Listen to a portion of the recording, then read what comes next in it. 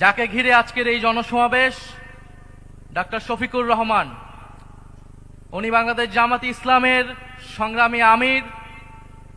তবে এতটুক পরিচয় ওনার জন্য বর্তমান বাংলাদেশে যথেষ্ট নয়। 10 দলীয় নির্বাচনে ঐক্যের প্রধান কাণ্ডারি,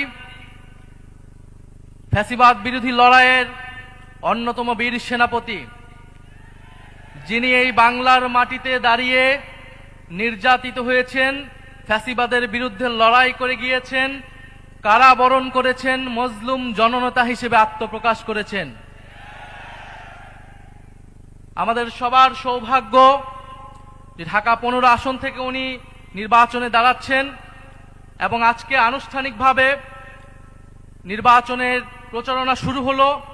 সারা বাংলাদেশে 10 দলীয় নির্বাচনী ঐক্য জোটের যারা প্রার্থী রয়েছে তাদের পক্ষে যেই জনজোয়ার নেমে এসেছে, 12ই ফেব্রুয়ারি সেটার ফল বাংলাদেশের জনগণ দেখতে পারবে ইনশাআল্লাহ।